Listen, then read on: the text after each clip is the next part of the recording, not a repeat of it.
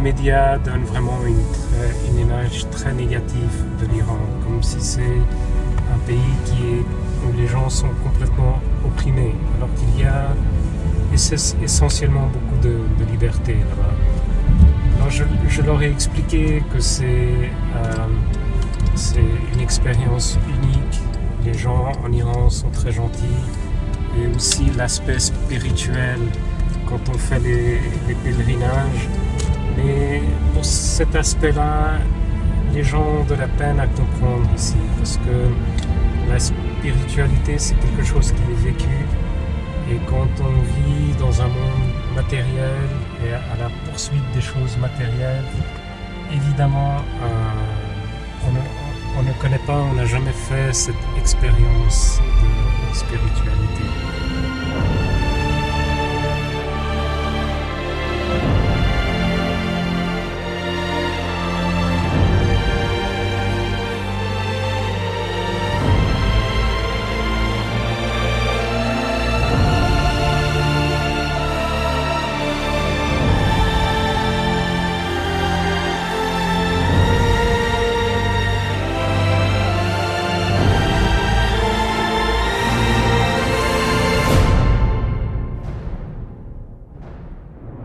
Et après, quand on regarde les gens, ils ont tellement de amour et de paix et de tranquillité. Les femmes sont habillées de manière modeste et ils vont faire la prière, faire les supplications dans ce lieu saint vers leur imam.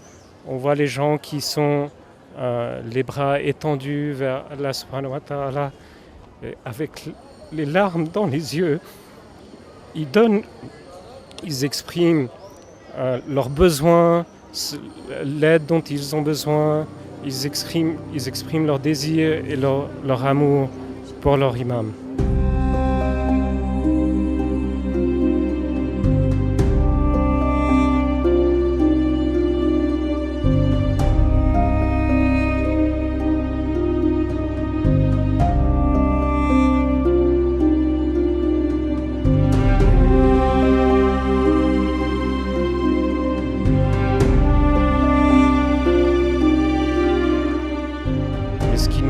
Là-bas, dans la vie là-bas, c'est une vie qui est très très matérialiste.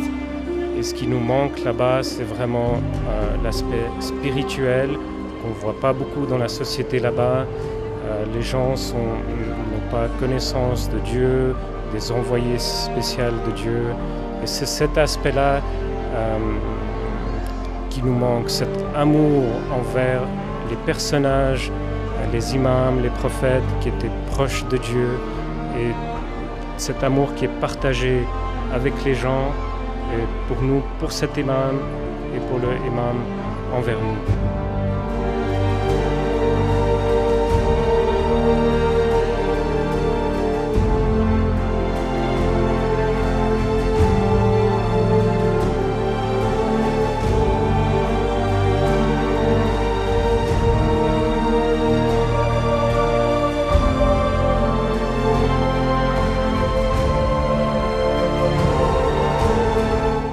À chaque fois, c'est une grande attraction spirituelle qui m'attire ici.